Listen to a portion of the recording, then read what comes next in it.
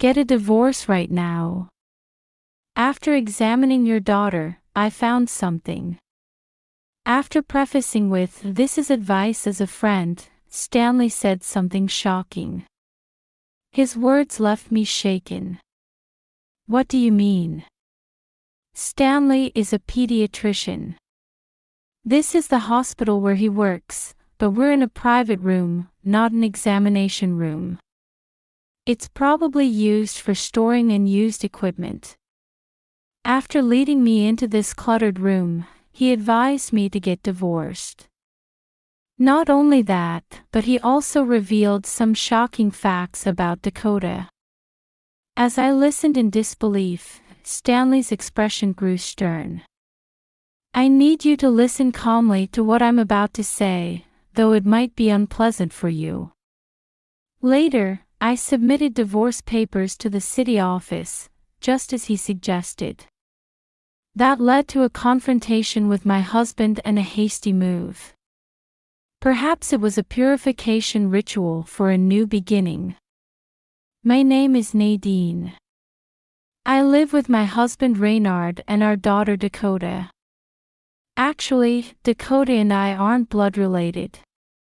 She's the child of Reynard and his previous wife. Reynard and I met through a mutual friend when I was 29 and he was 33. We hit it off, sharing similar tastes in movies and food, and eventually got married.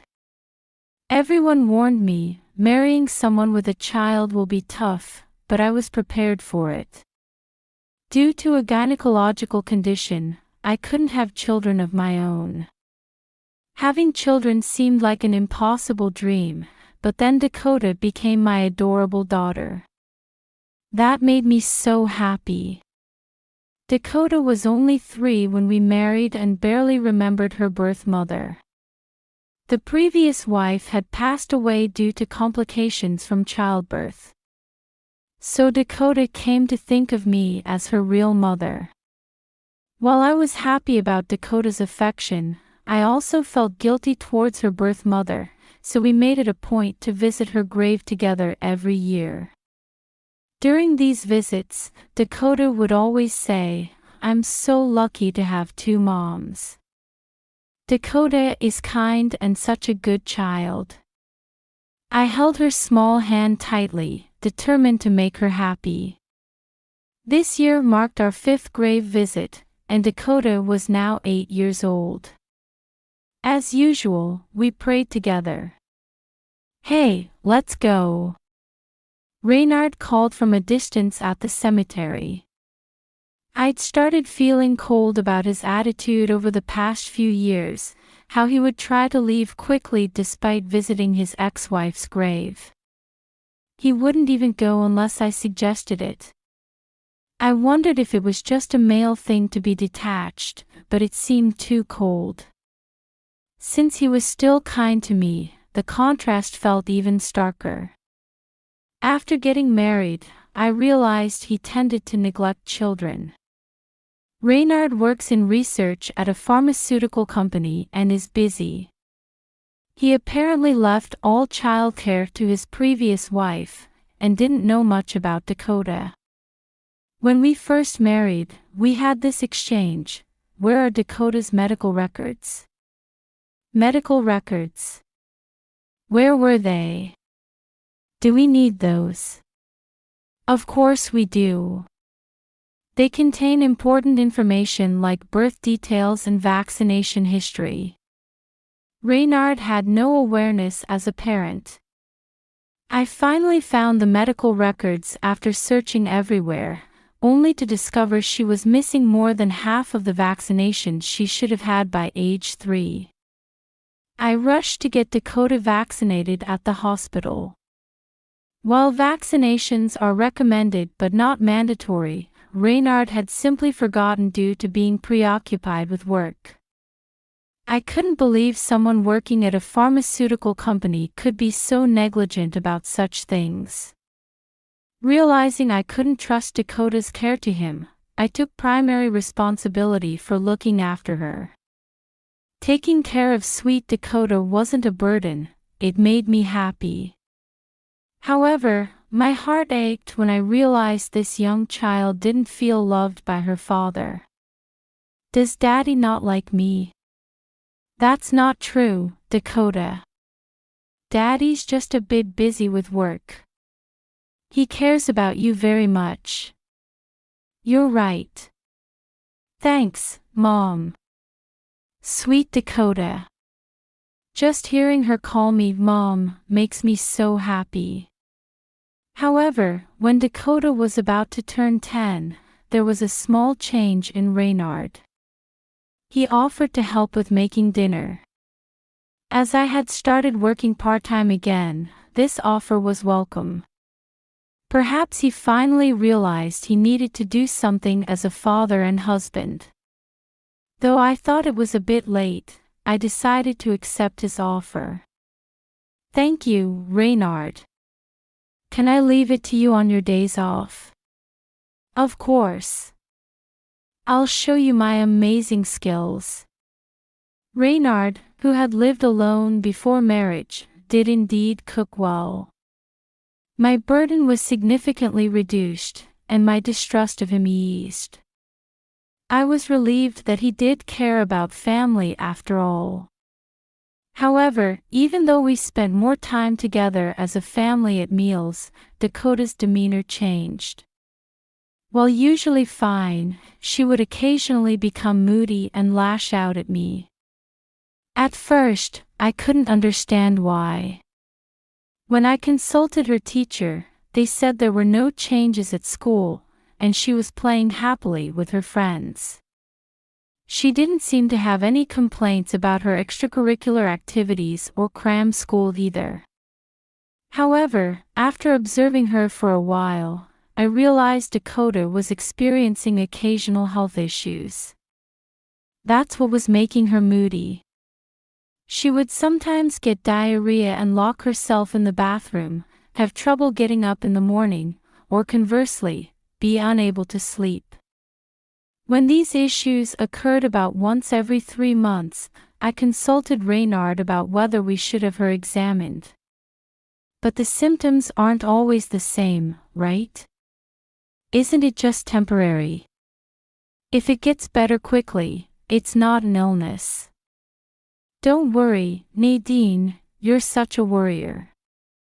Reynard didn't seem to take it very seriously, which made me wonder if I was overthinking it. Indeed, the symptoms weren't constant and varied. Even when we took her to the hospital, they dismissed it as stress-related and just prescribed medication. I'm going to bed now. What? It's only 7 o'clock. I'm really sleepy. Good night. Dakota headed to her room, rubbing her eyes, without even taking a shower. Reynard, who was washing dishes, casually responded, "Oh, early to bed, early to rise is good. Good night." Doesn't he think it strange that our daughter is going to bed 2 hours earlier than usual? Thinking it would be pointless to consult with him, I decided to take Dakota to a different hospital the next day. I entered the examination room with Dakota, who was walking lethargically. To my surprise, there was an unexpected person there. Oh, Stanley. Hey, Nadine. Long time no see. Stanley, who had attended the same high school as me, was now working as a pediatrician at this hospital. I never expected to meet someone I knew here. Stanley, who had been smart and kind, and secretly popular in class, hadn't changed his gentle demeanor. Feeling reassured, I reported Dakota's recent symptoms. There's nothing particularly unusual physically, but would you like to have some tests done? At those words, Dakota, sitting next to me, made a face and said, tests. Don't complain. These are important tests to check your health. Okay. That's a good girl. Though she's almost 11, she's still a child. Dakota smiled at my words, showing her innocent expression. Stanley smiled at our interaction. You two look alike when you do that. You're so similar. At his words, both Dakota and I blushed as we looked at each other. Even though we're not blood related, maybe we've grown to look alike after living as a family. It made me feel warm inside. Both Dakota and I were glad we came to this hospital today. The tests were completed, and we would return later for the results. I was happy when Stanley said, "Please come back if you notice any concerning symptoms." However, the test results showed no particular abnormalities. After that, we continued to visit this hospital whenever Dakota had health issues. Each time, Stanley would conduct tests, but they always ended with no clear cause. Reynard showed a stern expression about this. Having health issues once every few months is normal for children. Getting tests each time, isn't the hospital just trying to make money? But what if something serious happens to Dakota? I doubt it. You're just being taken advantage of by the doctor. I was angry at him not only for not being concerned but also for insulting Stanley. Still, I held back because I absolutely didn't want to have a marital argument in front of Dakota. Nothing hurts children more than seeing their parents fight. We continued living with these occasional unexplained health issues for a while. Dakota had turned 12 before we knew it. After a year of finding nothing unusual, I was beginning to think maybe these were just normal health issues that occurred during growth. But then, when we went to the hospital as usual to hear test results, something happened. While waiting in the reception area, Stanley came to me and asked me to follow him. I followed him to a private room. It seemed to be a somewhat cluttered place usually used for storage. "We've done tests 5 times over the past year," he said. "Yes. Did you find something wrong with Dakota this time?" "Calm down, Nadine." Stanley faced me with an unusually stern expression while I was agitated. Then, with a serious look, he said this. "I think I know you well as a person. Honest, not very good at lying, and kind. What's gotten into you, Stanley?" "Nadine. This is advice as a friend." He said something unthinkable. "Get a divorce from your husband right away. After examining your daughter, I discovered something terrible." "What do you mean?" I was surprised by the word divorce, but what followed about Dakota heightened my anxiety. Stanley, maintaining his serious expression, continued speaking. "If you don't separate Dakota from him immediately, something irreversible might happen.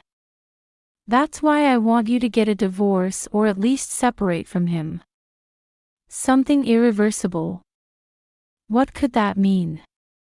Stanley quickly explained. "Remember that first day you came to the hospital and we did tests? Actually, sleeping pill components were detected in her body then." "What? Sleeping pills? Has Dakota ever used sleeping pills or sleep aids?" At his question, I shook my head. Stanley thought for a moment, then spoke again. "What I'm about to tell you might be unpleasant, but please listen calmly." Stanley explained that various drug components were being detected in Dakota's body during each test. Sometimes it was laxatives, sometimes painkillers, sometimes sleeping pills. While they were likely over-the-counter medications, none were listed on the medical questionnaires. In my accounts too, I had only brought her in for sudden health issues, with no report of giving her any medication beforehand. Moreover, when she came in with diarrhea symptoms, laxative components were found, and when she complained of fatigue and drowsiness, sleeping pill components were detected, clearly showing her health issues were due to drug side effects. This led to suspicion that one of her parents was giving her drugs to cause these health issues. Of course, I was also under suspicion. However, to continue the tests without alerting me to these suspicions, they had kept the detection of drug components from me as well. With this fifth test confirming that Dakota was still being given some kind of drugs, Stanley took personal action. While this was a risky move for a doctor, it was also proof that he trusted me. Your husband works at a pharmaceutical company, right? How did you know that? Sorry, but I checked your health insurance card. The pharmaceutical company where your husband works has had a bad reputation in the medical community for a while. I had a bad feeling about this. My blood ran cold at the implications. Are you saying my husband is giving something to Dakota? We can't rule out that possibility. She often comes in on Mondays or after breaks. Is there anything different about her routine on days off? Anything different? When he put it that way, I realized something. On days off, Reynard always makes dinner. Our kitchen is arranged so you can't easily see inside from the living room, so you might not notice if someone was doing something there. Stanley's credibility and my suspicions about Reynard kept growing. Impossible, he's her biological father. But considering his attitude at his ex-wife's grave visits and his previous indifference toward Dakota, I couldn't absolutely rule it out. Between trusting Reynard and protecting Dakota, when weighing the two, it was clear which way the scales would tip. I wanted to protect Dakota. Having made up my mind, I looked Stanley straight in the eye. This wasn't something I could ignore. Later, I immediately bought a monitoring camera online to check Reynard's activities in the kitchen. I camouflaged the camera with a box so he wouldn't find it. Honestly, I hoped nothing would show up. My love for him hadn't faded, and I wanted to believe Reynard wouldn't do such things to Dakota. But that hope was shattered a month later. One night, Dakota showed symptoms. She had diarrhea and kept running to the bathroom. Noticing this, I immediately checked the monitoring camera. What I saw was the worst possible scene. Reynard was preparing dinner as usual on his day off. When we weren't in the living room, he took something out of his pants pocket. It looked like powder in a small bottle. He put it in one container, Dakota's soup cup. I couldn't see Reynard's expression clearly from the camera as he stirred the powder into the soup. Along with the disbelief came anger welling up inside me. I couldn't believe he would make our daughter drink something strange. After saving that video, I went to the freezer. I had been freezing the leftovers from meals Reynard cooked. The remains of Dakota's frozen soup. It should contain traces of the powder shown in the video. After confirming this, I pushed it further back where Reynard wouldn't find it. This was Stanley's advice. Since the video would only be circumstantial evidence, we needed physical evidence too. Suppressing my rising anger, I prepared water for Dakota, who had come out of the bathroom. Are you okay, Dakota? Yes. This happened before, right? Maybe I just have a weak stomach. Dakota looked exhausted as she drank the water. She thought it was due to her constitution. I didn't want to hurt her any more than she already was. I firmly vowed to protect her from those who would harm her, even if that person was her blood-related father. After gathering all the evidence, I prepared to confront Reynard. On Saturday, when Dakota had plans to play with friends, I called out to Reynard as soon as she left. "What? You said you wanted to talk about something important." As he sat on the sofa with his usual expression, I asked, "Is there anything you're hiding from me?" "Not just from me, but from Dakota too." "Hiding something? What are you talking about?" For a moment, Reynard's eyes wavered. "Not missing this," I said. "I'd like you to see this," and took out my phone. I had transferred the monitoring camera data to my phone. The screen showed the moment Reynard added the powder. Seeing his surprised reaction, I said firmly, "What is this about? What are you making Dakota drink? Come on, you've got it wrong. This is just a nutritional supplement. See, it's a sample from my company." I had expected him to make excuses like this. But I hadn't expected him to say it so smoothly. He must have been preparing excuses in case he was caught. Such lies won't work. I've already had that meal's leftovers analyzed. What? Nadine, what are you? They found laxative components. Are you giving children laxatives as nutritional supplements? That's... Reynard's eyes wandered more as he hesitated. Angered by his attempt to lie, I pressed on mercilessly. Excuses won't work. Actually, various components have been found in all the hospital tests so far. What? You said nothing was found in the tests. So you continued giving her drugs. At my shout, Reynard fell silent. That was as good as confirming it. I hadn't been lying about the tests showing nothing, because that's what I had been told. For this, I might need to thank Stanley. Thanks to him, even someone like me who's bad at lying could confront Reynard confidently. I asked Reynard what I most wanted to know. Why are you doing this? What's the point of all this? Seeming to realize he couldn't escape anymore, Reynard exhaled deeply and said something outrageous. Come on, you're overreacting. I was just experimenting a little on my daughter. What I was giving Dakota were prototype drugs still in the experimental stage at my company. Well, it's like a clinical trial.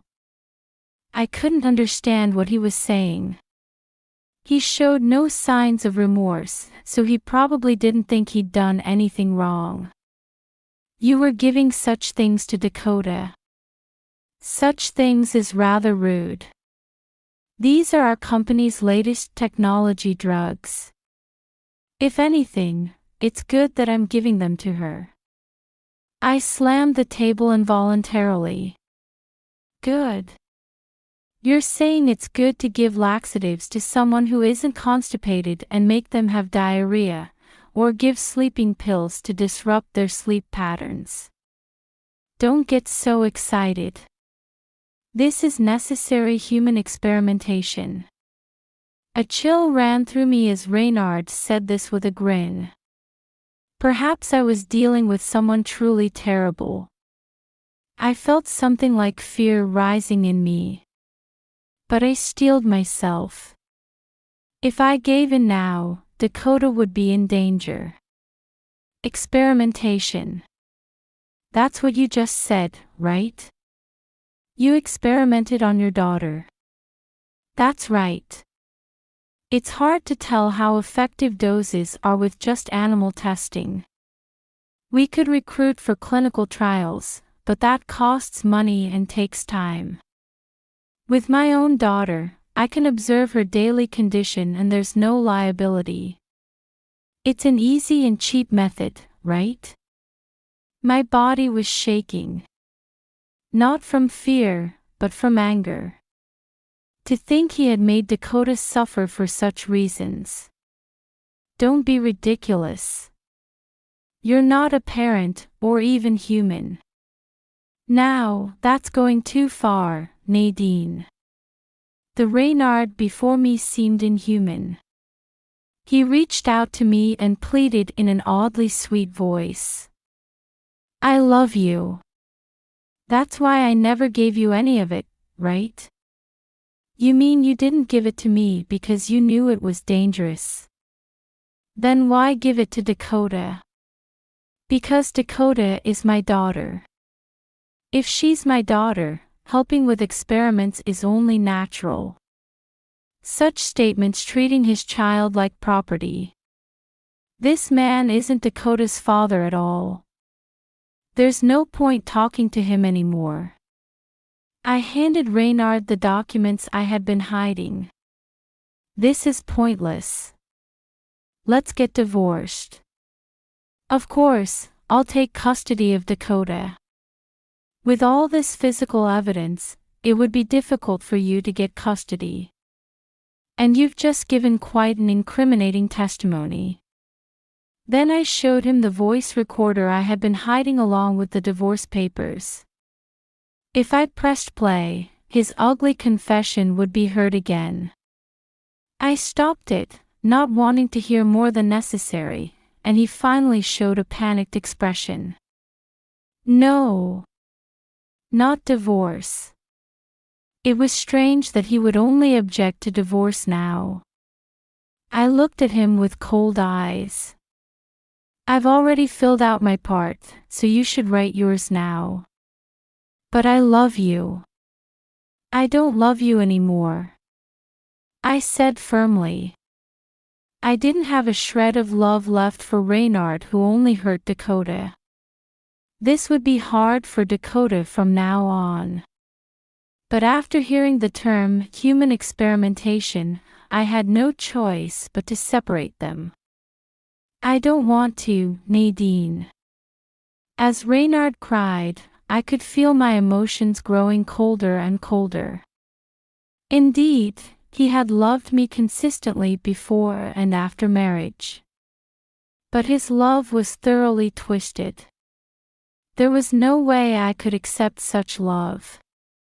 After watching Reynard sign, I snatched the divorce papers and left the house. I drove straight to the city office.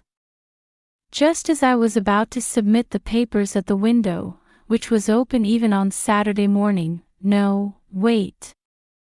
No divorce. Reynard suddenly burst in. He must have followed me in his car. Having suffered emotional damage, he didn't seem to care about public appearances. He put his hands on my shoulders, clinging desperately. Let's start over. I promise I'll never do it again. Stop it, Reynard. I was flustered, being watched by so many people. The office workers just watched from behind their counters. Perhaps such family disputes were a common sight for them. However, when Reynard tried to forcibly pull me away, someone who couldn't ignore it anymore stepped between us. That person was Dakota. Why are you here? It was my daughter Dakota. She came between us and quickly moved to my side. I thought this might happen, so I came to the office first. Don't worry. I'm ready for this. I was completely surprised by this unexpected ally. Actually, I had talked to Dakota beforehand about everything, the hospital test results, the cause of her health issues all this time, and everything Reynard had done. It was painful to tell her the truth, but as the actual victim, she had a right to know. When Dakota learned everything, she was surprised but seemed somewhat understanding. So that's why I only felt sick on days when Dad cooked. Dakota, you noticed? Yes. I'm not a little kid anymore. Children grow up before you know it. She'll be in middle school next year. My daughter has grown so much. I was moved by her words, and told Dakota that I would soon have a talk with Reynard. I also mentioned that divorce might be possible. But I hadn't told her that today would be that day, yet clever Dakota had figured it out. Maybe her plans with friends were a lie. She must have left home early and staked out the city office. Dakota. Tell Mom she's being foolish. Tell her not to think such crazy things. Reynard, thinking Dakota still didn't know anything, said such things. But his shoulders jerked and Dakota pierced him with a sharp gaze. Dad. I know everything. That's why I can't live with you anymore. I'm scared of a dad who gives his daughter strange drugs.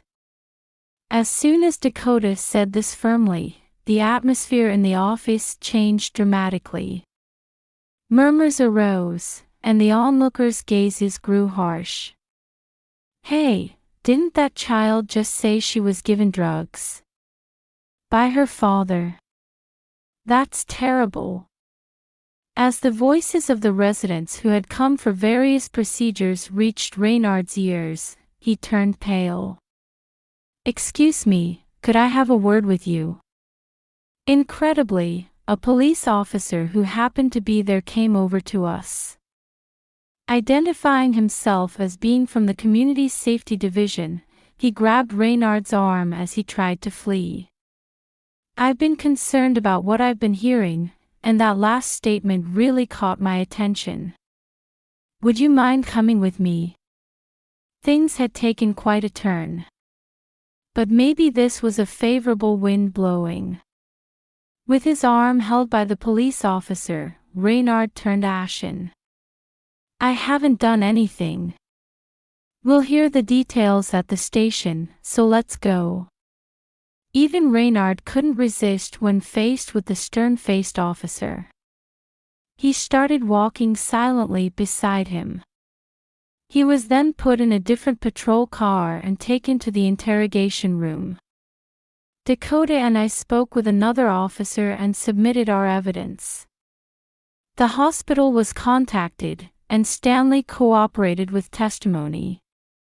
It became increasingly difficult for Reynard to talk his way out of this.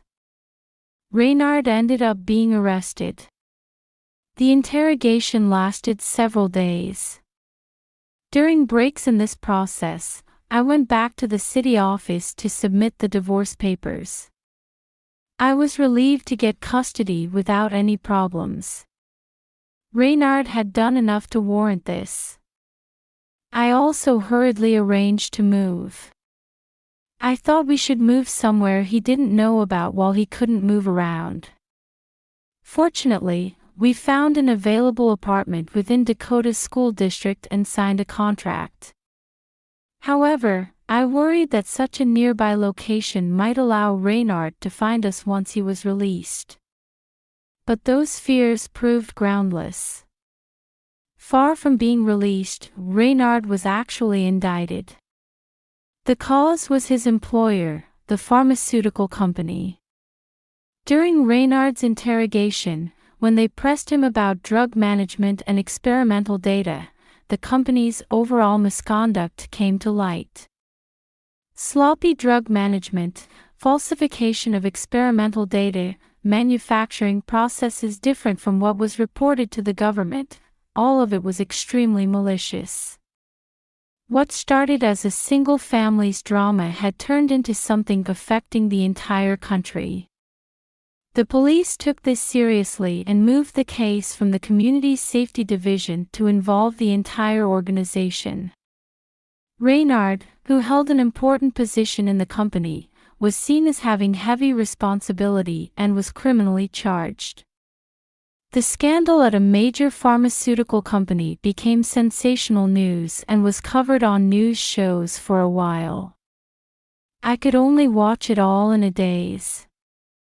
In the end, Reynard was sentenced to 2 years in prison plus a fine. I was thoroughly relieved that I had gotten divorced from him, now a convicted criminal. If Stanley hadn't advised me to get divorced then, we might have faced difficulties as his family members. Sorry, Reynard, but I didn't want to be involved. I couldn't thank Stanley enough. While I felt relieved about that, there was one problem. Our household income had dropped dramatically. Frustratingly, our household had been managing mainly thanks to Reynard's high income. Although I filed a lawsuit to receive child support payments, I wasn't sure when they might stop. I looked for full-time work but couldn't find anything right away. We were heading toward financial difficulties. Then I received an unexpected call from Reynard's mother, my mother-in-law. She lived alone far away. She was an unsociable person who hadn't intervened much in her son's family life, and she hadn't seemed very interested when I went to greet her. I didn't really know what kind of person she was. My mother-in-law spoke matter-of-factly on the phone. "I'm sorry, Nadine, for what my son did. No, that's..." Although it was to protect Dakota, I had created the opportunity to corner Reynard. Aware of this, I was prepared to be blamed by his mother. However, my mother-in-law showed no such intention. I should have opposed his second marriage. I agreed because I was worried about Dakota and thought she needed a mother. I'm thoroughly fed up with my son now. Saying this, she incredibly offered to make a living gift to Dakota. I was surprised by this sudden development. I've already saved enough for my retirement, and I was planning to leave the rest to Reynard, but well. Speaking regretfully, she explained that since then, she had been receiving frequent letters from Reynard.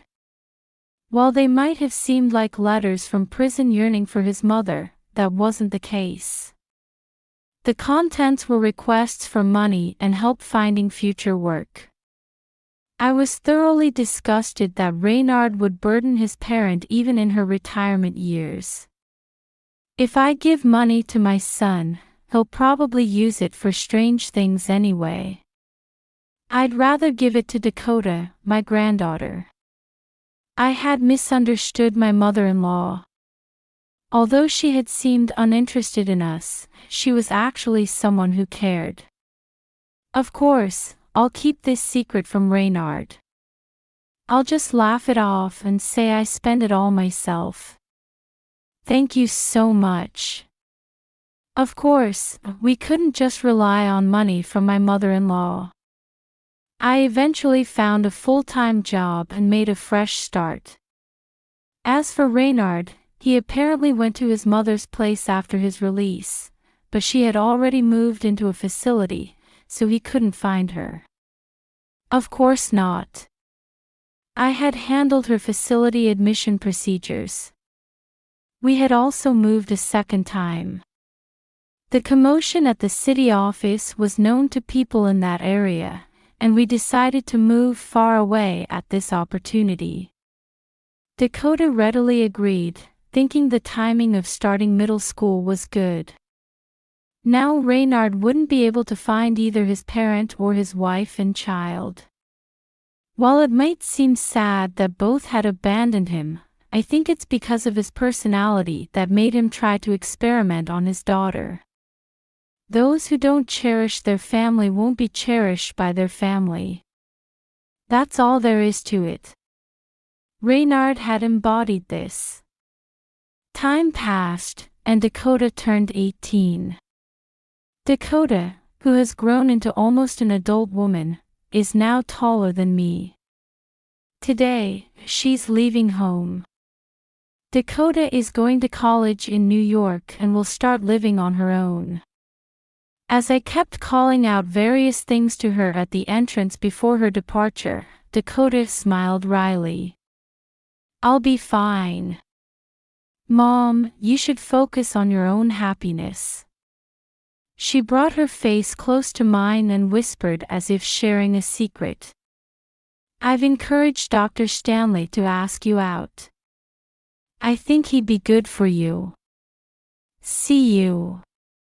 Saying this with a laugh, Dakota waved and left home. Actually, Stanley has been looking after us in various ways since then. Sometimes we have meals together, and he gives presents to Dakota and me. I was taken aback by Dakota's words. "That girl is really precocious." "No, she's 18 now, an adult." Her words showing concern for me made me happy. Dakota, who can be so thoughtful of others. I'm satisfied just with the memories I've shared with my beloved daughter. Feeling content, I looked up at the sky from the entrance. There was just an endless expanse of clear blue sky stretching infinitely above.